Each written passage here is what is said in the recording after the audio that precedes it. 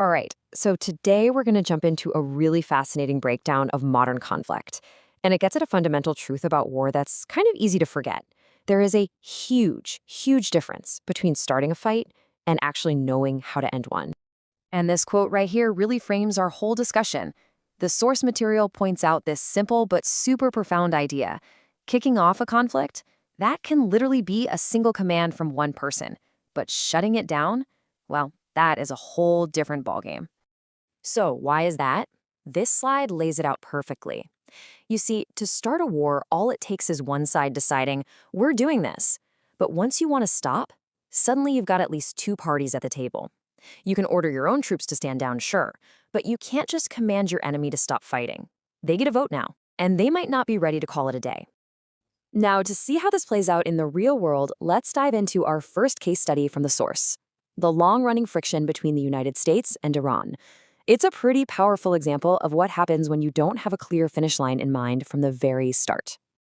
And that leads us to this really critical question that the analysis poses. What's America's goal here? What's the objective? Because, the source argues, this is where the whole strategy starts to get fuzzy. The answer seems to change depending on who you ask and when you ask them. And this slide just illustrates that point perfectly. The goalposts just keep moving. First, you hear the objective is regime change. Okay.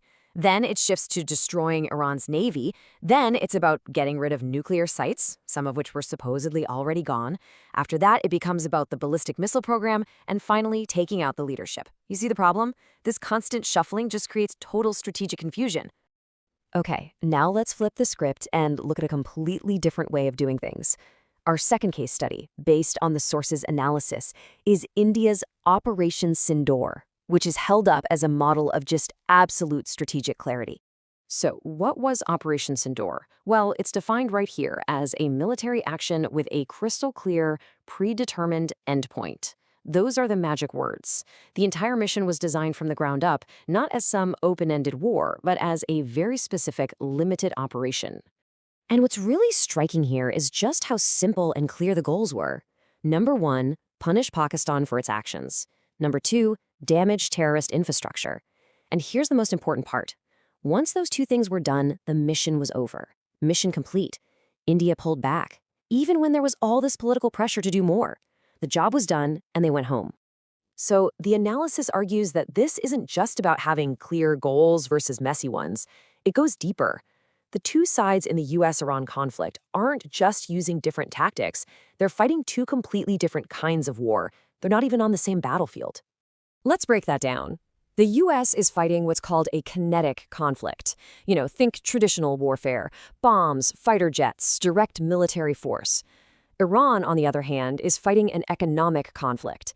Their goal isn't to beat the US military head-to-head. It's to inflict as much economic pain as possible on a global scale.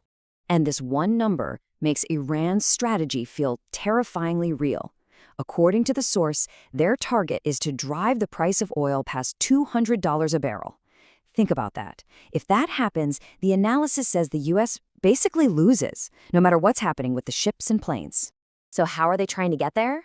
By going after the global energy supply chain. This means they're not just targeting military assets. They're targeting crucial economic hubs, massive oil refineries like Aramco, oil tankers moving through shipping lanes, global centers of commerce like Dubai, and really any critical supply line. The idea is to create a massive gap between energy demand and supply, which would spark a global crisis and put immense pressure on everyone to stop the fight. And all of this brings us right back to our central theme, doesn't it? It just hammers home why it is absolutely essential to have an exit strategy before you even think about going in. It's really the ultimate lesson of grand strategy. This source points out that for the US, this is kind of a recurring theme. History is full of these painful reminders, right? Years stuck in Vietnam with no clear definition of victory. Decades in Iraq long after the initial goals were met.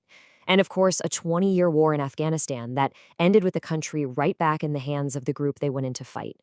These are textbook examples of what happens when you start a war without a clear plan to finish it. So the final takeaway from the analysis really comes down to this sharp contrast. The source argues that in this whole regional conflict, a key U.S. partner, Israel, has total crystal clear objectives. They know exactly what they want to achieve. The United States, on the other hand, is kind of painted as being strategically confused without a clear end in sight. And that leaves us with a pretty big question to chew on. What does it actually mean to win a war? Is it about the total, absolute destruction of your enemy? Or is true victory about achieving a clear, predefined goal and having the discipline to execute a planned withdrawal? Something to think about. Thanks for tuning in.